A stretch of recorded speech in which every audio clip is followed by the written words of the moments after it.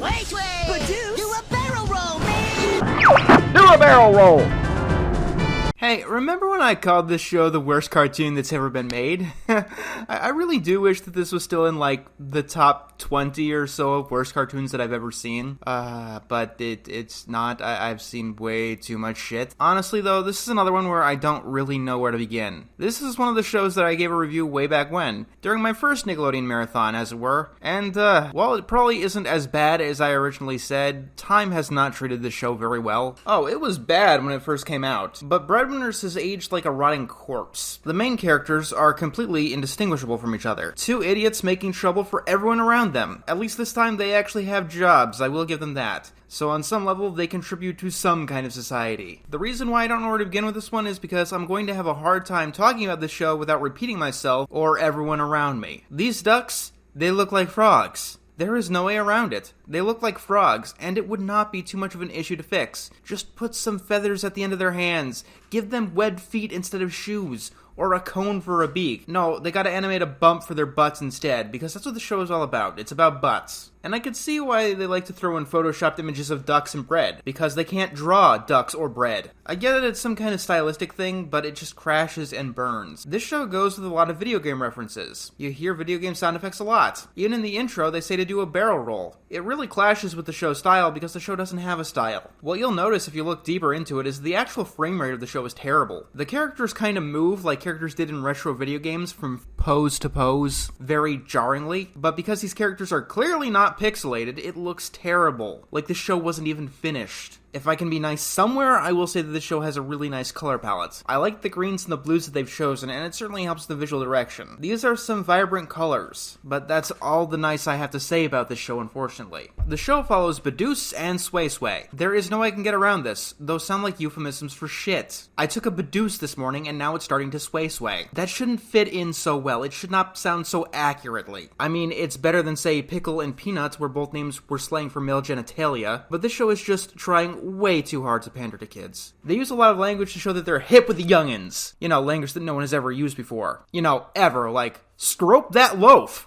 Or, you smell like a butts. Kids don't talk like this. Aliens don't talk like this. No one talks like this. Some people like to complain that the show is about ducks delivering bread. If you don't know this, ducks cannot eat bread. If you give them bread, they will most likely choke to death.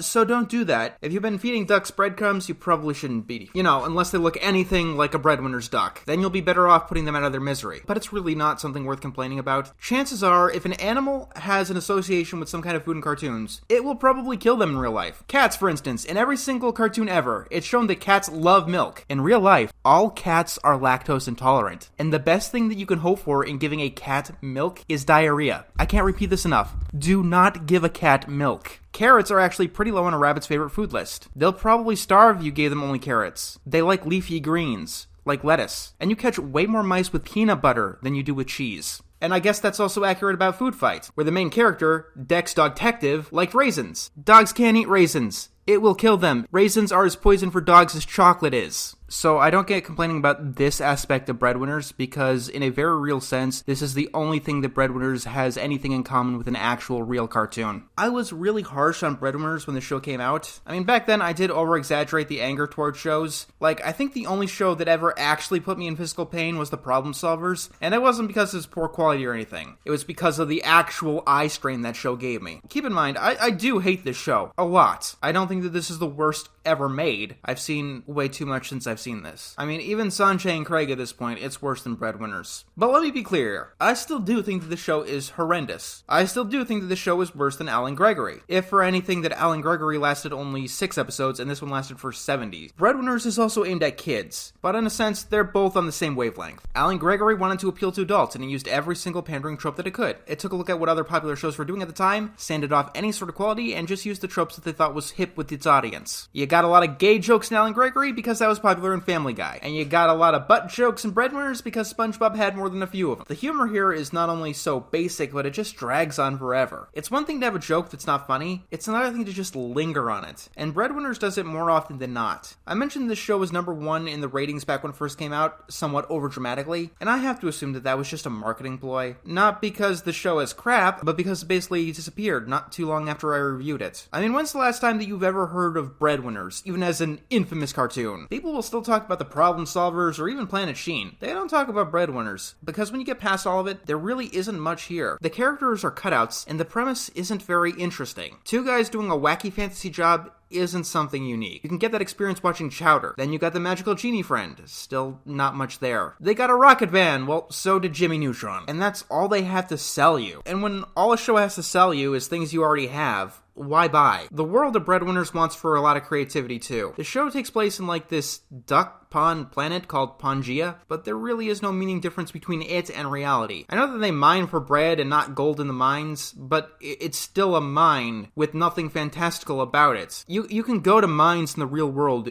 and see them. And the houses, they don't look like bird houses or nests. They just look like typical houses that I could find across my own street. I guess it's more than the Breadwinners not looking like ducks. They don't act like ducks either. At least Daffy Duck got hunted once in a while. This show is like a mashup where none of the pieces go together at all. And don't get me started on the stories that they tell. Most of them I can't remember. And when it comes to episodes like Love Loaf, I don't want to remember. In the modern day and age, it's hard not to make date rape analogies when it comes to the love potion story. So I do want to be a little bit nice going back, but the way that they animated Sway Sway's eyes as he tries to force this thing down his love interest's throat, it is legitimately disturbing and wrong. It's just one of those things that you shouldn't have to tell a grown adult. It's one of those things that you shouldn't have to tell grown adults that they shouldn't put in their show. Like the suicide jokes from Are You Happy Now? Or pretty much everything on Powerpuff Girls 2016. Speaking of which, this show seems to have an influence on Powerpuff 2016. And that's not for the better. Like I said though, Breadwinners is not the bottom of my barrel anymore. I have watched much, much worse since I initially watched the show. But that says more about other cartoons than it does say about Breadwinners.